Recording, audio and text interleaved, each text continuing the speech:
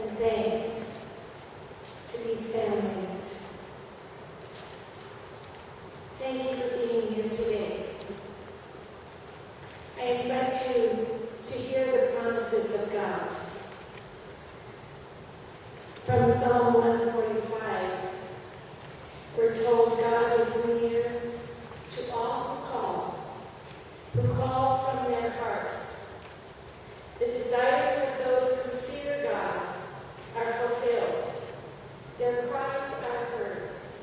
They are saved. And then from John 11, I am the resurrection and the life.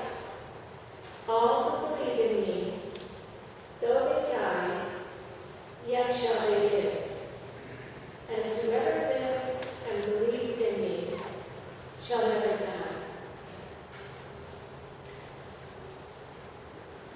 Friends, we gather in this protected shelter of God's healing love. We want everyone to feel free to pour out grief, release any anger, face emptiness, and know that God cares. We gather here as God's people, conscious of others who have died and the frailty of our own existence on earth. We come to comfort and to support one another. We gather to hear God's word of hope that can drive away despair and move us to offer praise to God. We gather to commend to God with thanksgiving the life of Patrick Roy Shaw as we celebrate the good news of Christ's resurrection. For whether we live or whether we die, we belong to Christ, who is Lord, both of the dead and of the living. Let us pray. Holy God, whose ways are not our ways, and whose thoughts are not our thoughts, grant that your Holy Spirit may intercede for us with sighs too deep for even human words. Heal our wounded hearts made heavy by sorrow. Through the veil of our tears and the silence of our emptiness, assure us again that ear has not heard, nor eye seen, nor human imagination envisioned what you have prepared for those who love you. Through Jesus Christ, the firstborn from the dead. Amen.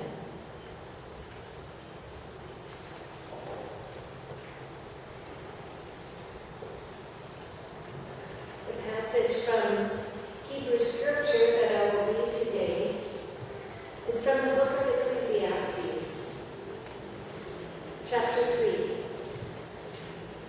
There is a time for everything, and a season for every activity under heaven, a time to be born and a time to die, a time to plant and a time to uproot, a time to kill and a time to heal, a time to tear down and a time to build, a time to weep and a time to laugh, a time to mourn and a time to dance, a time to scatter stones and a time to gather them, a time to embrace and a time to refrain, a time to search and a time to give up, a time to keep and a time to throw away, a time to tear and a time to mend, a time to be silent and a time to speak, a time to love and a time to hate, a time for war and a time for peace. What does the worker gain from his toil? I have seen the burden God has laid on people. He has made everything beautiful in its time. He has also set eternity in the heart hearts of people. Yet they cannot fathom what God has done from beginning to end. I know that there is nothing better for people than to be happy and do good while they live, that everyone may eat and drink and find satisfaction in all their toil. This is the gift of God. I know that everything God does will endure forever. Nothing can be added to it and nothing taken from it. God does it so that people will revere him. Whatever is has already been, and what will be has been before. And God will call the past to account. Here ends the reading.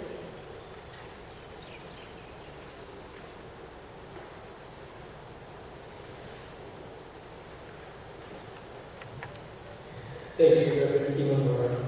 Aloha, I am part of Pat's Posse, a proud member of Pat's Posse. If you're not familiar with Pat's Posse, it's a blog where many of his friends were able to keep in touch with his medical advances. And it was also a chance for us to know what was going through Pat's mind. And it was a really nice way for all of us to come together. And looking out across this audience today, Pat's Posse is swollen today with all of you here. We all celebrate Pat's love and zest for life. I've known Jody since my days in high school. I had the pleasure of meeting Pat about a dozen years ago when he was lobbying on behalf of the cruise ship industry. And in most cases, the relationship between a lobbyist and a politician is really a business relationship. But with Pat, there was something dramatically different. He was a man of true integrity. His word was good. We had discussions initially about the cruise ship industry, but that slowly evolved to discussions about personal matters, about family, about aspirations. And over time, we got to get to be really, really good friends. As Pat's health began to falter, it was a little bit more difficult to get in touch with Pat. So through Facebook and other social media, I would always message Pat and try to encourage him. I would always end my message to him with love, Glenn. And it's kind of a guy thing. It's not always the easiest thing for a man to tell another man he loves him. But with Pat, it was truly, for me, a brotherly relationship. And I'm sad to see that he's gone, but happy to see that he is in a fabulous place today. 3 weeks ago, my wife and I went to Pat's house to drop off some omiyage for Lauren and had a chance to have a short discussion with him. But as we were leaving, I got to hug him and say, I love you. And those were the last words I was able to say to my friend Pat Shaw. Today, all of us celebrate our individual relationships and love for Pat, and we have a number of musical tributes to him. This upcoming song is Lauren's gift to her father. It's a beautiful song by Maila, and joining Lauren at the microphone will be Maila Gibson, as well as Ben Davis. Ladies and gentlemen, flying with angels.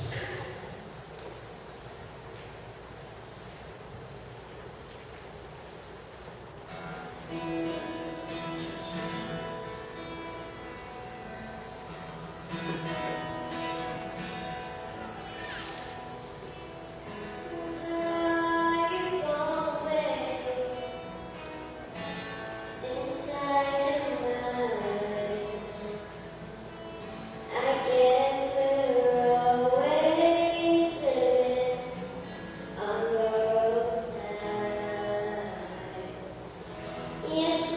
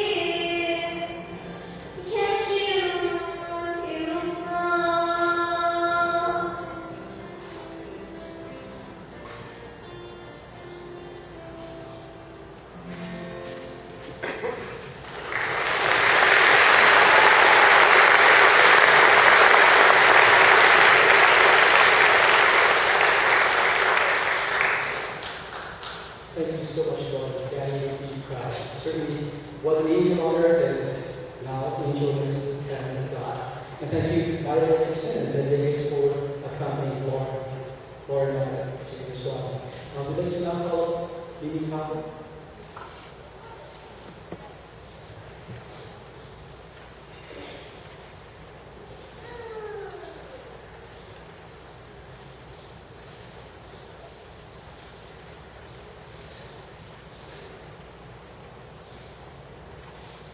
I want to share a couple of stanzas from a poem my mom picked out that really embodies the essence of Pat. It's called Some People, and it was written by Flavia Whedon. You'll find the poem in its entirety inside the program. Throughout our lives, we are sent precious souls, meant to share our journey. However brief or lasting their stay, they remind us why we are here: to learn, to teach, to nurture, to love. Some people come into our lives and leave footprints on our hearts, and we are never, ever the same. Pat and I learned so many things together. As a preschooler in Belgium and Paraguay, he had a total fascination with gravity. One of my earliest memories involved one of its principles. If you hold an object out in your hand and you let it go, it will drop. A third-floor balcony aptly illustrates this law. It happens every time, no exceptions, quickly and dangerously to those walking by underneath. Pat's preferred object to repeatedly test was my favorite Fisher-Price musical phone. My parents learned Fisher-Price toys are almost indestructible. He also taught me how to respond to unwanted situations that popped up now and then. Some circumstances require you to stick your fingers in your ears, scream loudly, la la la, and run as fast as you can. This is especially recommended when you've turned the latest and greatest stereo speakers up to full blast. Mom was out shopping, and Dad was helping a neighbor for just a few moments, a few floors up in our apartment complex. The entire building vibrated until my dad raced back and was able to turn down the volume. We learned it's best to avoid sticky situations, but that Mom and Dad would come to the rescue if we couldn't. A perfect example of this was when Pat pushed his head between the apartment balcony's railings and got stuck. There are times, however, when you're the only one who can get yourself out of a tricky situation. When he was 2, Pat managed to find and turn the only key to his bedroom door, and he locked himself in. It took us 2 hours or more to get him out. While in Paraguay, we learned more about gravity. What goes up must come down. Pat's choice test subject this time was a brick. Yep. He threw it gleefully as high as he possibly could, and then watched it come down on top of his head. Stitches were the result, and this was the beginning of our frequent visits to the nearby hospital. Here's a twist on gravity. All things will come down, but not always in a convenient place. Pat liked to throw his toys up, and many of them landed on a roof. Dad had a thing about heights, so when a rooftop collection mounted, Dad boosted me onto the wall, and I safely stepped onto the roof. I artfully tossed down Pat's latest test subjects, and I learned that my name would be added to his list of problem solvers. We learned objects didn't have to be thrown or propelled in order for gravity to have an impact. We had a triangular pool in our backyard. It sat empty as it wasn't fenced off, and Pat didn't know how to swim yet. One day he was riding his trike, and our faithful dog Jane was chasing him. He wasn't looking where he was going. You can see where this story's going, can't you? His front wheel ran over the lip of the pool, and down he went. Another trip to the hospital, and a cast on his arm was the result. Pat's elementary years were spent in Indonesia, Iran, and Japan, where I learned more. Sometimes it's best to learn as quickly as possible from a situation until you're forced to deal with it. Getting inoculated in the doctor's office is a good place to put this one into practice. Kids truly are faster than adults, and it took 4 of them to finally trap him under the physician's desk before his shots could be administered that day. I learned deep friendships can be forged at a very young age and can survive large gaps of time and even the separations of oceans. In Indonesia, Pat and Jim, his best bud, were known as two bodies with one soul. Pat was able to reconnect with Jimmy a few years ago via Facebook. At 10, Pat met John Dirksen in Japan. They met again in Bolivia in high school, became best friends, and his friendship has been one of Pat's most treasured as an adult. He formed so many more meaningful relationships, it would be impossible for me to name them all, and I would hate to omit anyone. You know who you are. You're here today. Pat's teenage years were spent in Kenya, Egypt, and Bolivia. His love for music blossomed and grew. My parents, who are classical music buffs, learned to endure the pulsating sounds of AC/DC, Kiss, Iron Maiden, Twisted Sister, and Rush, among others. Basketball became a huge part of his life. In Egypt, he made the JV team. He enjoyed his interactions with Steve Bjorn, a varsity player who went on to play with Michael Jordan and several rings. I felt privileged to witness the pleasure and joy he derived from these passions. When Pat graduated high school, he joined me at Colorado State University, but he had a miserable first semester. He felt his peers took the freedoms, benefits, and privileges that Americans have totally for granted. Growing up overseas made him more patriotic, and he decided then to join the Army for 3 years. As an adult, Pat found bliss in giving to others. He was kind, helpful, and generous whenever possible. Pat and I were able to be in Malaysia to celebrate Mom and Dad's 25th anniversary. Mom was a volunteer at Sungai Besi, a Vietnamese refugee camp at the time. Pat accompanied her one day and was so overwhelmed with the stories and situations of so many that he met. On his own accord, he returned to play basketball with the kids, as that was the only way he knew to provide them some needed diversion for a small bit of time. One of those camp refugees is here today, Mr. Tia Tan. I want you to know, Pat treasured the brief time he shared with you there, and he greatly admired the tremendous obstacles you overcame to be where you are today. As a gift for that summer anniversary, Pat wrote a beautiful essay which has become a prized possession of my parents. He began saying how thankful he was, by accident of birth, to be born into a foreign service family, as it allowed him to see and experience so much of the world not seen by many people. He knew he could have been born in a mud hut somewhere in Bangladesh, and he knew he could have struggled to survive. He understood he had so much for which to be grateful. On the GI Bill, Pat attended the University of Hawaii. Upon graduation, he decided to enter the JET program and teach English in Japan. He met Jody before leaving. They had an instant connection, and for a year they got to know each other better via a long-distance relationship. He returned to Hawaii and they married. Jody accompanied him back to Kakagawa, which lies outside of Kobe, so that he could complete his contract with the JET program. My brother felt blessed to have the best in-laws on the planet. Pat and Joe were there when the devastating earthquake hit Kobe, and they were among the many volunteers who helped in the aftermath. They loved their time there so very much that they took more in their last year. His proudest moment by far was the day Lauren was born. Pat and Joe were doubly blessed when she arrived on the last day of the year. Think tax deduction.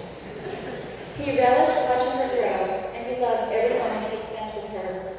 He stated over and over again that she was his greatest accomplishment. Pat has always been devoted to his family. As hard as it was to leave Lauren and Jody for a month, he went to Albuquerque to help my mom when Dad was recovering from lung cancer surgery and undergoing chemo. This was a gift they will always treasure. Professionally, Pat held a variety of jobs and eventually went to work for his father-in-law, Charles Toguchi.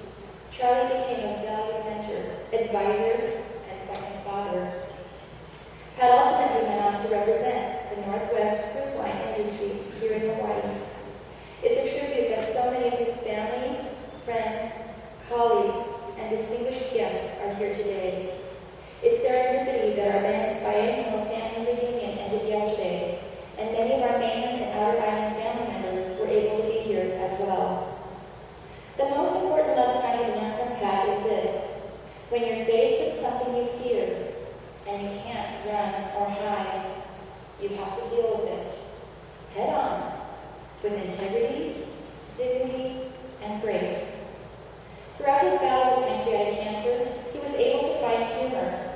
His sharp wit continued to be encapsulated in moments when he used his spot-on Indian Pakistani accent. He set many goals which gave him something to look forward to, such as fantasy football, concerts, and trips. Pat kept on giving to many, and I will miss his kind, generous, and gentle spirit. On several occasions after his diagnosis, Pat shared that other than Lauren, he really didn't feel he had accomplished much. He felt he hadn't contributed to society in a meaningful way, and this really bothered him. He argued that as teachers, Bob and I were able to make a difference each and every day in the life of so many. He stated Joe was able to passionately bring necessary help and timely comfort to her clients and their families. What have I done? He asked. I countered back adamantly as often as I could that he had achieved plenty, more than most as a matter of fact. He could be counted on at any time to do whatever was in his power to help someone out, even if he didn't know them. He brought our friend's daughter, who was stranded in Hawaii, into his home and provided this complete stranger a safe place to be until she was able to return to Colorado. I told Pat he was a terrific listener and that he was incredibly generous with his time and money. Pat was able to hold his tongue instead of letting loose and telling someone off. As a result, a better resolution was ultimately reached. It earned him the respect of many as well. I shared with him that true accomplishment was not measured by the one big thing that was achieved in a lifetime, but as a sum of all the little things that are often so intangible. It is evidenced by the quality of the relationships one has with others. I directed his attention back to the books Joe created to bolster his spirits as he courageously fought his battle. I cited the unwavering support he received from his friends and family on Pat's Coffee. I pointed to the posts written on Facebook. I asked him to focus on the worldwide thoughts and prayers being offered on his behalf from Christians, Jews, Buddhists, and Muslims alike. That kind of support doesn't just happen for anyone. He touched the lives of so very many on a global scale. Pat, as you look down from above, I hope you can finally see the overwhelming evidence before you here today. It indicates you have accomplished more than most only dream about. He learned, he taught, he nurtured, he loved. Pat, you are finally able to defy gravity. Soar over your beloved coal house to new heights. You know you will be missed by so many of us whose hearts have been touched by your footprint. We'll never ever be the same. Rest in peace, Pat. Until we meet again.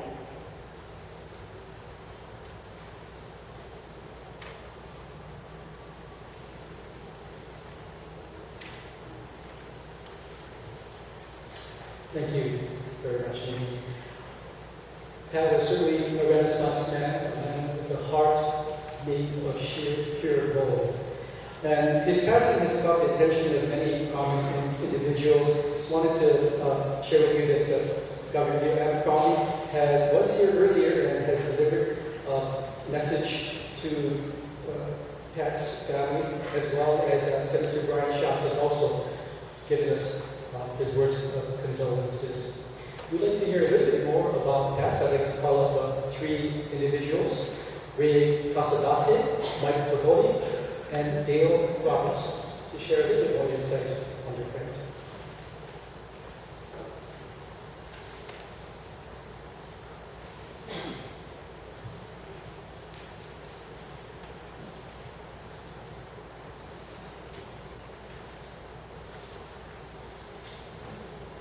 Good afternoon, my name is Ray Casadate. I first met Pat when he got out of the Army. He had come to Hawaii for school, and I had the pleasure of meeting him through his cousin, and he just became one of the best friends I've ever had. If I was to describe Pat, or just one word to describe him, I would say impulsive. And I think Mimi kind of covered that pretty well. When he came to Hawaii, he wanted a motorcycle. He got a motorcycle. riding with a good friend of his, ours, Rafa Fujioka. Now, those of you who know Pat, skinny Hapahali boy, with the skinny Japanese boys, both with glasses. Okay, not your Hells Angels, more like Big Bang Theory guys and riding motorcycles. But they enjoyed their time together. It just so happened that Radford was into Chinese karate kempo. And Pat got interested real quick in that. You know, so he looked for his most gullible friend to go with him because he didn't want to go alone. He bought all the equipment he needed, the gloves, the shoes, the padding. He had everything and talked his gullible friend into getting it too.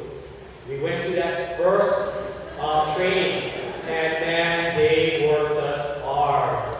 Sit-ups, push-ups, pulling our body across the floor without using our hands. You know, and at the end I told Pat, hey Pat, thanks man, this is great. He told me, okay Ray, this is the last time I'm coming. So right after that, luckily for his cousin Travis, who joined Universal Camp afterwards, got a lot of free stuff. But you know, that was Pat. You know, when he next told me he met this girl one night at karaoke, he told me, I found the one, right? You know, I was thinking, oh, is this karate over here or is it the motorcycle? And it ended up it was Joey. And we all know how that went. And you know, he loved her so much that, from what I understand, he sold his motorcycle, actually his second motorcycle, his Ninja, to buy her a ring. And when I heard that, you know, that's Pat, you know, the impulsive Pat.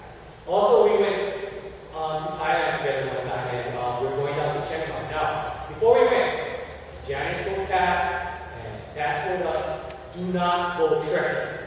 Now, trekking is when, you know, you go to the hills, go to the villages, out into the hills in Thailand, and, you know, bad things were happening to tourists back then. So he warned us, whatever we're doing, guys, we're not going trekking. So we went down to Chiang Mai, down south, there was a lot of good shopping, we did some shopping, we got back to the hotel, and he told Rapper and I, oh, by the way, I'm going trekking, guys. And Rapper, I'm sure you probably want to go with me, but I had no interest at all in going. And I'm sorry if you missed it, you know, now that I think about it, I wish I went trekking too. You know, I did a lot of things with Pat. One of his first trips to actually gamble in Vegas was with me. My first motorcycle ride was actually with Pat in the back of his Interceptor. You know, now he had a strict route. You could not hold on to him in any way. So he had these two straps on the back of the bike. You know, that's on the seat that you would hold on to. And then you know, it'll take you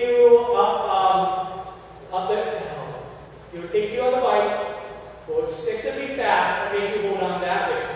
And you know, it scared the daylights out of me. Of course, when Jolie got her first ride, all he see, I believe he told her, okay, you need to hang on tight. No, Jolie, I've never forgiven him. I've had to risk my life.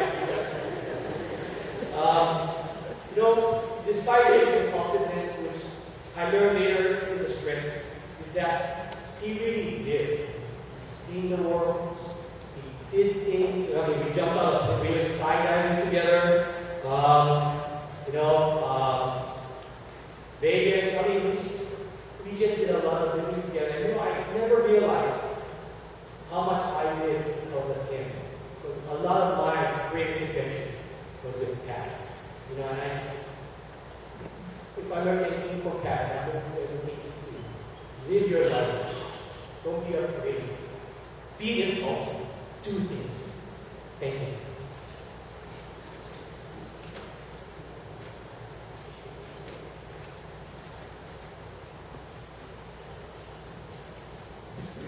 There's so many things that I'd like to say about that. So many good things that we went through. But in the interest of time, I'm just going to focus on one part, just a small part. And that was every year Pat looked forward to football season. That was big for her. You know, part of it was fantasy football. And I know we played in a league with Dale and Ray for over 10 years, and we played in multiple leagues for about 8 years. He really enjoyed that. But more than that, I think he was a big fan of Miami Dolphins. So I think even in the photos out there, you'll see a number of them where Pat's wearing a Miami Dolphins hat or something like that. And you got to keep in mind, it's tough to be a Dolphins fan. You know, the last 10 years, we had 2 winning seasons, including one season where they lost 15 of 16 games. But that never deterred Pat. He was still a diehard fan. And you know, I remember the year that Pat was diagnosed. True to form, the Dolphins lost their first 7 games. And unfortunately, I was going to the football combine or whatnot, and we watched most, if not all, of those games. And it was just so disappointing to see the Dolphins continually lose. But on that 8th game, the Dolphins finally won. And I remember we were high-fiving complete strangers. I'm a Dolphins fan as well. We're high-fiving complete strangers, just having a great time. And really, that's kind of one of the images that's always going to be burned in my mind when I think about Pat. That he could always still be so full of life, so full of energy, so able to be so happy despite whatever other challenges he was facing. And as he went through his chemotherapy, he went through that phase where he was really wearing a lot of those beanies, to keep his head warm. And it really touched me when he called me over and he had actually ordered a couple of Miami Dolphins beanies. So I have my Miami Dolphins beanie that he gave me. And while I don't wear it often, it's one of those things that I'll always keep very close with me because I know it's something that will always tie me back to Pat. And, because I figured he'd get a kick out of it, I'll go ahead and put it on and wear it for a little while today. But, I just want to say thank you, Pat. I know you're looking down on us now. And thank you very much for being a friend. And I'll never forget you.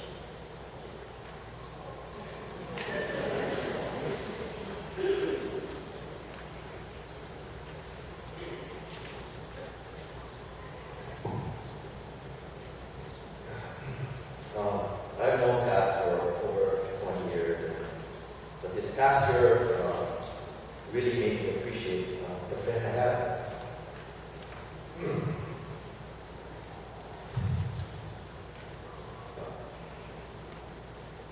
During his illness, we had many conversations.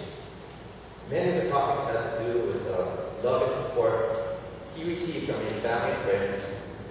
I'm not sure if he told what he told me, but I feel that's important. Everyone in this room knows what he told me during those difficult times.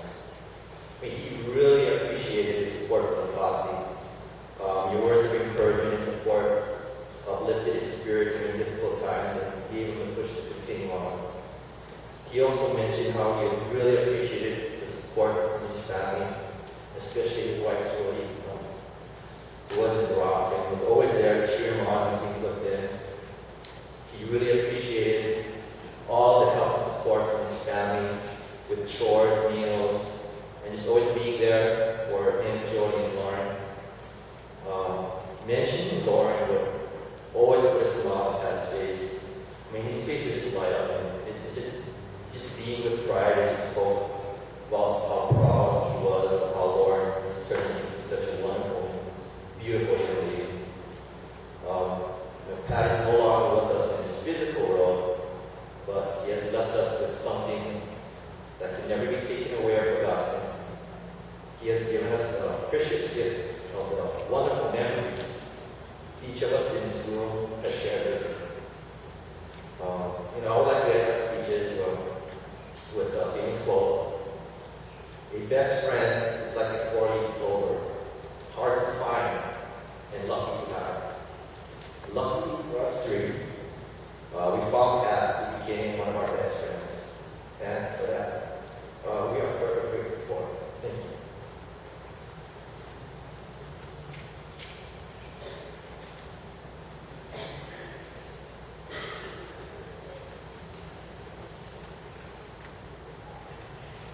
Thank you, Ray, Mike, and Dale. Go Dolphins. To be loyal to the Dolphins, I've been in the Super Bowl like 40 years, right? But it kind of is a clear indication of how loyal Pat was to whatever the team cause may be, and how loyal he was as a father and a friend to so many of us in this room. To share a little bit more insight, we'd like to call up Robert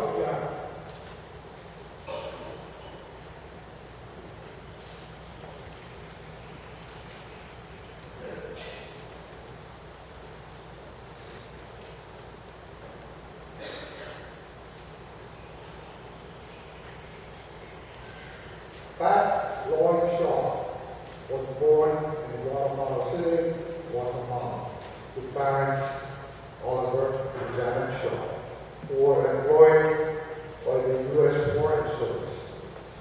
He grew up in countries such as Belgium, Paraguay, Indonesia, Iran, Japan, Kenya, Egypt, and Bolivia.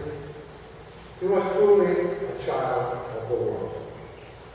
Most of us could only dream about visiting some of these countries. He actually lived in those countries, and usually for 2 years, because mom and dad were always reassigned after 2 years of service. Janet is my older sister, and we met every 2 years when we were on home leave, which was between assignments.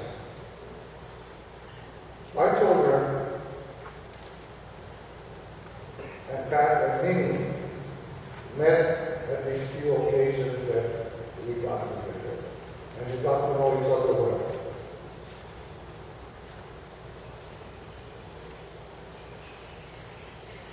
Lonnie and Pat were very close growing up, and she always enjoyed the time we spent together.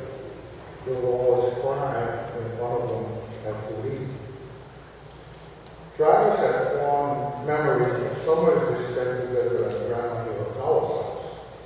He enjoyed playing with Pat and Mimi, remembers going with Pat to Grandpa's field, and always getting scoldings from Grandpa for not sitting down in the back of the truck. After many years of waiting, Pat and Jody finally decided to make Hawaii their permanent home. Pat was the most caring, loyal, compassionate personality, and he fit right in with the Lodge Yara Ohana. There were many happy and a few sad occasions that we shared with Pat and his family. Everyone who got to know Pat had nothing but love and admiration for him. Ray mentioned the motorcycle that Pat had. My son Nathan remembers an incident where he convinced Pat to let him ride or drive the motorcycle. Nathan's legs were too short, so they rolled that motorcycle over to the curb so Nathan could jump on it. And with a turn on the throttle, the motorcycle took off and he almost crashed something. So never again, Nathan never had a chance to drive the motorcycle. Glenn, Mimi, and Gail all referred to Pat's blog.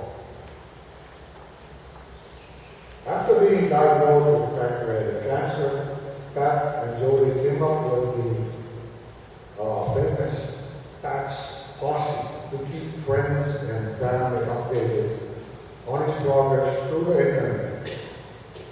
We all learned of his good and bad days in his battle with this deadly disease. Through all of his suffering, his support and dedication to family and friends were truly an inspiration to all of us who followed him.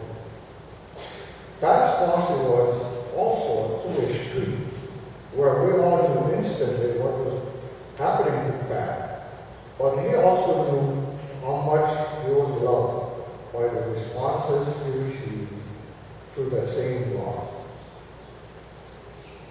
All in Janet, we can only imagine how we feel losing a child. But know that you did a great job raising a great son. He was a friend to all of us. Jody, thanks for Pat's Posse. I'm sure gave Pat encouragement to carry on his fight. Lauren, know that your dad was loved by all who met him. We will never forget him, and we'll always keep him in our prayers and in our hearts. Thank you.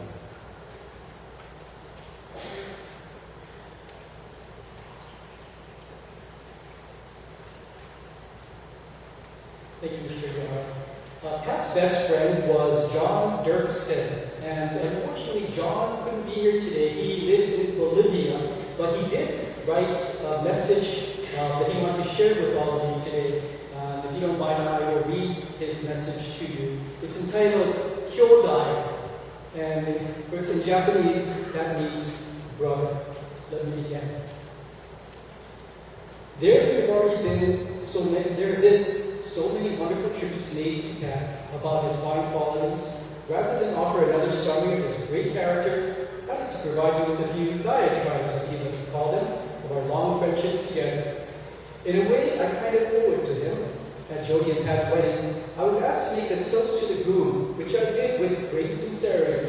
But afterwards, Pat told me, "Dude, that was awesome, absolutely great." But I didn't expect you to be serious. He quickly explained that Hawaiians prefer a laugh to a cry, a joke to serious commentary. "Thanks, buddy," I replied. "I wish you told me before I gotten up here. I would have changed my entire toast." So this is my chance to redeem myself, bro. I'm going to share happy stories. Pat and I met at Bishimachi International School in 1977 in Tokyo, Japan. Our friendship began in 6th grade when the class bully, a pudgy guy named Shane Duvall, started to harass Pat. And I stepped in and said, "Hey, there's no need for that here." Real fighting words. And then we both ran away. Grade 6 and 7 were blurred. Ski trips, basketball, birthday parties, and dance parties at the U.S. compound where Pat lived. I remember we spent a lot of time trying to desperately be cool. Those golden days came to an end in 1979 when Pat moved to Kenya and I to Canada. We tried to keep in touch in a half-hearted correspondence for the first few months, but really to no avail, and eventually our friendship faded to fuzzy memory. So, in the spring of 1982, I'm sitting in Spanish class at the American Cooperative School in La Paz, Bolivia, when a tall, skinny kid with jet black hair and glasses walks in. He looks vaguely familiar and settles his gaze on me. He says, "Hey, are you John Dirksen?" I can't repeat here what I said when I realized who he was, but it involved a lot of exclamations and four-letter words in English. The Spanish teacher reproached us for disturbing the class. It was going to be an awesome year. In fact, it was an awesome 2 years. Time filled with adventures of teenage spirit during which I learned a great deal about Pat. For the sake of brevity, I'll include a few highlights here. A group of us went to a party one Saturday night. I was dancing with my girlfriend when someone ran up and frantically informed me that Pat was getting into a fight outside. When I arrived on the scene, I found Pat facing off with, and this is no exaggeration, about 20 Bolivian guys, many of whom were taunting him. I saw Pat punch a guy named Chalo in the face, then he got nailed in the face, which was my cue to get Pat out of there. Fortunately, we left the party with Pat's pride and physical person still intact. I remember being so impressed that he was willing to take on the lava. Here's another story. One time, Pat and I abducted his parents' Honda and ran off to Lake Titicaca Lake, the world's highest navigable lake. Pat was supposed to stay inside city limits with the car, but the lake was 50 miles away. We thought, what the heck? And ended up sitting on the lake's shores, eating a box of Cheerios, and watching squalls blow across the vast and darkened waters. It was a superb day. Pat got grounded for the use of the car, but it was all worth it. Here's another story. In 1984, during our senior trip to Peru, Machu Picchu, we spent the first night in Lima on the 13th floor of the Hotel Oliver. During the festivities that night, Pat climbed out of our hotel room window, inched across a 2-foot ledge to the next room, occupied by 3 classmates. Their names were Pam, Rosemary, and Tabby. Pat wrote about the incident a few months ago on our school alumni Facebook page, and here's where you go, quote, "I probably should have died that night, crawling along 30 feet of ledge that teetered 120 feet above the ground, hoping to God that the window was open. Whew, it was. Man, I couldn't wait to feel solid ground underneath my feet, and literally dove through that window into the room. 3 things happened in quick succession. Rose screamed a blood-curdling sound, as if there was one. Pat screamed a higher pitched wail. The cabby screamed a deeper screech with just a hint of menace to it. I was afraid, very afraid. The next thing I know, 6 hands are grabbing at my arms and legs, and the doors whisked open, a brief sensation of flight, and I'm unceremoniously thrown across the hall, where I bounced off the wall and landed in a graceless heap. End quote for that. After graduating together in 1984, Pat and I went our separate ways, but we always managed to keep a letter correspondence. Pat joined the Army. I carried on in school in Vancouver. At the time, we had big plans to start a rock band called Sai Khan. With me on lead guitar and Pat on drums, we wrote an entire album's worth of songs by snail mail. Pat wrote one of the more memorable songs, Winds of Change. I can still remember a few lines. So the winds of history blow, waves crashing through the gate. And if there's one thing that I know, all lies in the hands of fate. Pretty dramatic stuff, huh? Pat was upset when I put these lyrics to reggae music. In his mind, every song needed a healthy dose of Metallica or Def Leppard. Between then and now, there have been many reunions, many adventures. Pat and I got into the habit of recording these escapades, and now I have a stack of cassette tapes documenting our time together since 1984. Both entertaining and thoroughly embarrassing to listen to.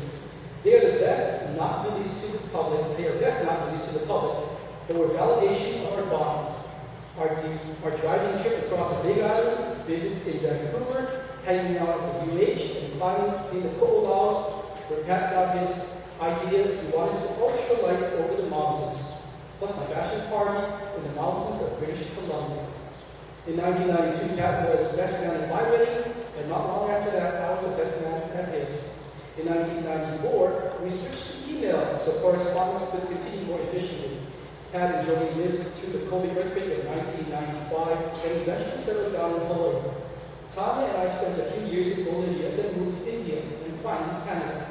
Over the miles, we celebrated the births of our children while forgetting each other's birthdays and sending ridiculously late birthday cards as a ritual. More recently, we started to make videos, including the time in Kauai when I broke my foot while rock climbing and our misadventures. Our last hurrah was this past March to the International UFO Museum and Research Center in the godforsaken town of Roswell, New Mexico, where we bought matching alien t-shirts, and in the final months we used Skype, FaceTime, and Facebook to stay up to date. Pat affected so many people. As much as I want to have my buddy to myself, over the years I thoroughly reveled in the fact that he was and is so respected as a human being, and that his goodness required far wider audience than just his kyodai from 6th grade. I've taken so much from Pat, and I now feel I can never fully repay the debt, except by being a good uncle to his daughter and an additional supportive friend to his wife Jody. Pat and I never did form a band, and up until this last year, we religiously forgot one another's birthdays, but these things are immaterial. The bottom line is that Pat lives on collectively inside each of us. This fact alone makes Pat's time on earth so worthwhile. I wish I could thank him properly. These words were the words of Pat's best friend, John Johnson.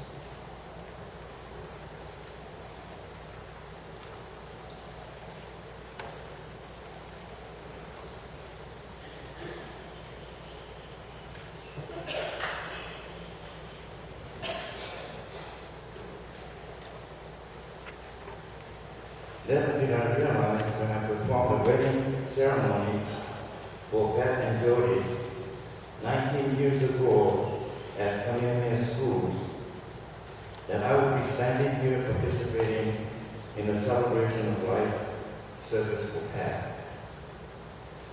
Even though it is a celebration of life, it is still sad to lose a loving husband, father, son, brother, son-in-law, cousin, colleague, and a respected friend.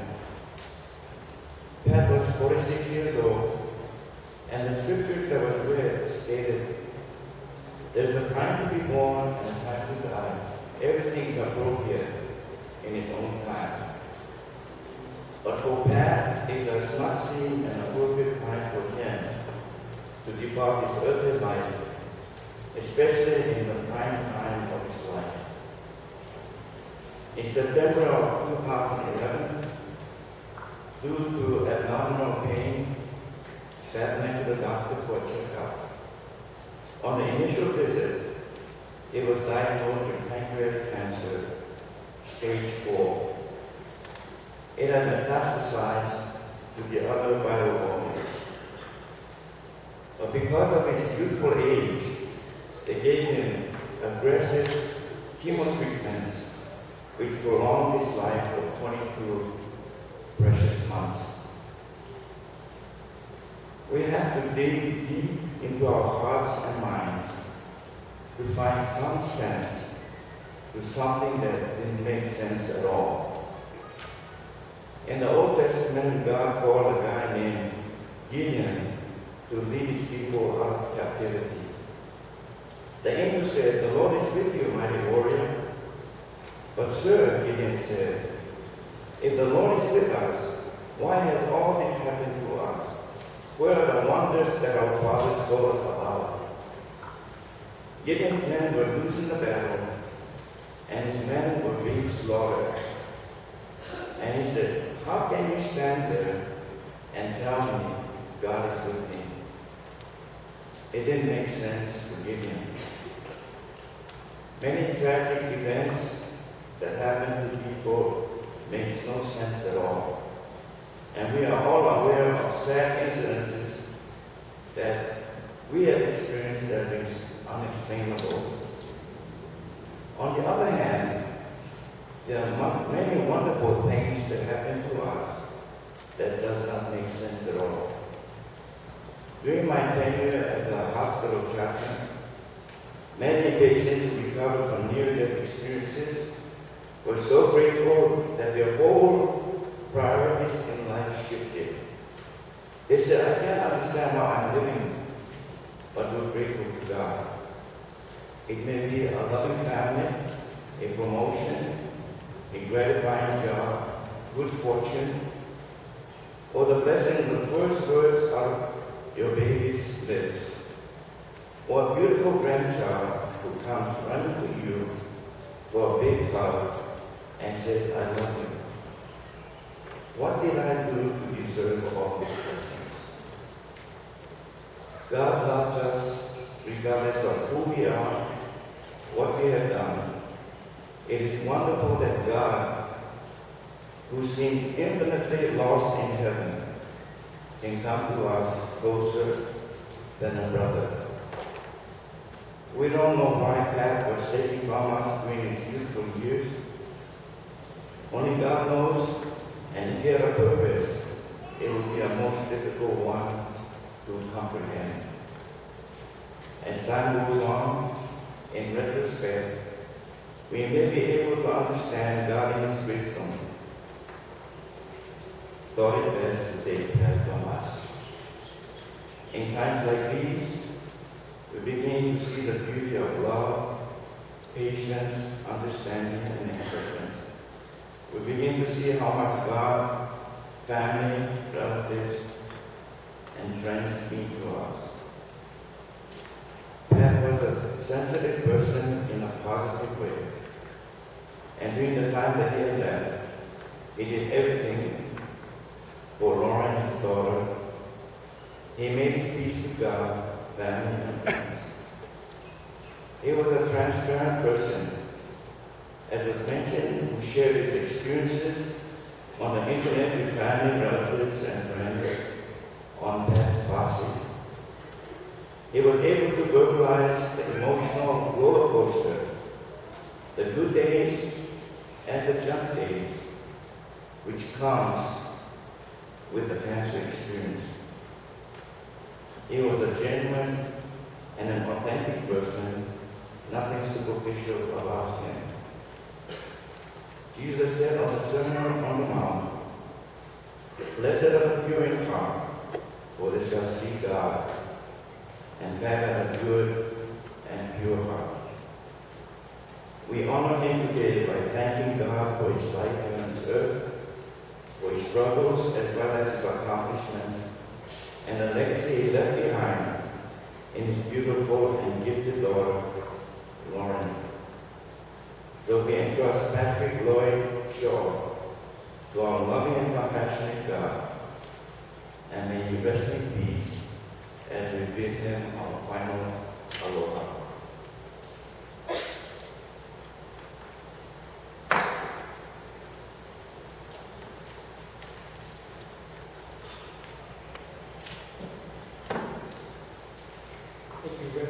to Cosmo. I hope you don't mind. We're going to change the musical tributes up a little bit, and we're going to bring on Maila Gibson and Ben Maila here. So hold on tight. You're going to enjoy Ryan Imata's musical tribute a little bit later. But I would like to introduce to you, you saw earlier, Maila and Ben, and they're going to do a song Laura and Jody would like to dedicate to Pat and all his friends and family. They hope it will bring you peace and comfort. Performing the prayer will be Maila Gibson and Ben Maila.